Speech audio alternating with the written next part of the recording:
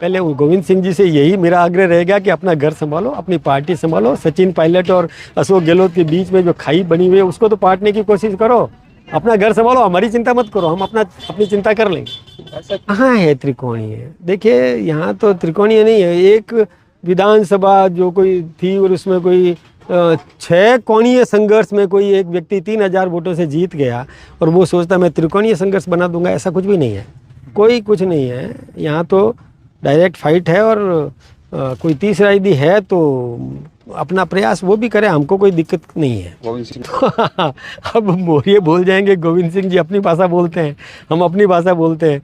और गोविंद सिंह जी ने बहुत कोशिश की थी पहले कि राजस्थान में हमारी सरकार बनेगी, बड़े बड़े दावे किए थे। वो रहेंगे नहीं ना, वो तो आपस में एक दूसरे के 36 का आंकड़ा है, वो कभी भी साथ में रहने वाले है नहीं। और वो मैं इसीलिए तो कह रहा था कि उनको कहो कि अपना घर संभाले, हमारी चिंता नहीं करें, हम अपनी चिंता कर लेंगे। हमारा एकजुट संगठन है, संगठित हमारा स्वरूप है, तो कहीं हमको चिंता करने की ज़रूरत नहीं है, हम अपना घर संभाल रहे हैं।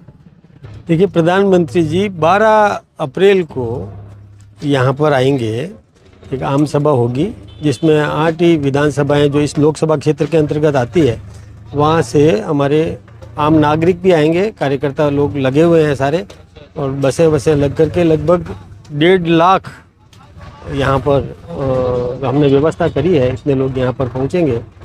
तो बहुत जोश है, कार्यकर्ताओं में बहुत उमंग उत्साह है और भारतीय जनता पार्टी के प्रति लोगों में बहुत विश्वास है। राजस्थान में भारतीय जनता पार्टी की सरकार बनी है और देश में भी भारतीय जनता पार्टी की सरकार है और फिर बनेगी, तो डबल इंजन की सरकार विकास के काम करेगी। तो जनता विकास चाहती है, विकास जो कर सकता है उसके प्रति आकर्षित है और पूरा सहयोग जनता का है, हम जीतेंगे। एक बाड़मेर सीट के लिए पूरा केंद्र जो है बाड़मेर में लगातार, राजनाथ सिंह का भी दौरा बाड़मेर में है, चाहे स्मृति ईरानी की बात करें, केंद्र के बड़े बड़े नेता लगातार बाड़मेर में उनका कार्यक्रम है।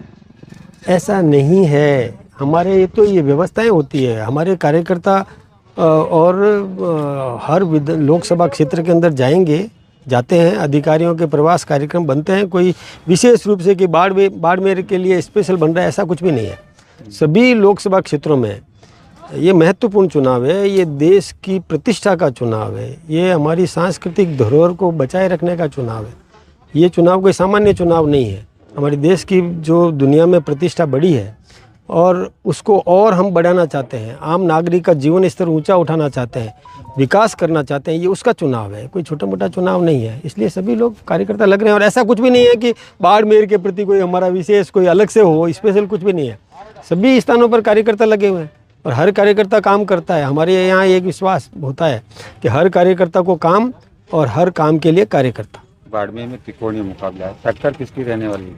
कहाँ है त्रिकोणीय? देखिए यहाँ तो त्रिकोणीय नहीं है। एक विधानसभा जो कोई थी और उसमें कोई 6 कोणीय संघर्ष में कोई एक व्यक्ति 3000 वोटों से जीत गया और वो सोचता मैं त्रिकोणीय संघर्ष बना दूंगा, ऐसा कुछ भी नहीं है। कोई कुछ नहीं है। यहाँ तो डायरेक्ट फाइट है और कोई तीसरा यदि है तो अपना प्रयास वो भी करे, हमको कोई दिक्कत नहीं है। गोविंद सिंह डोटासरा का कहना है कि इस बार बाड़मेर में मोरिये बोल जाएंगे बीजेपी को। अब मोरिये बोल जाएंगे, गोविंद सिंह जी अपनी भाषा बोलते हैं, हम अपनी भाषा बोलते हैं। और गोविंद सिंह जी ने बहुत कोशिश की थी पहले कि राजस्थान में हमारी सरकार बनेगी, बड़े बड़े दावे किए थे। पहले गोविंद सिंह जी से यही मेरा आग्रह रहेगा कि अपना घर संभालो, अपनी पार्टी संभालो। सचिन पायलट और अशोक गहलोत के बीच में जो खाई बनी हुई है उसको तो पाटने की कोशिश करो। अपना घर संभालो, हमारी चिंता मत करो, हम अपनी चिंता कर लेंगे।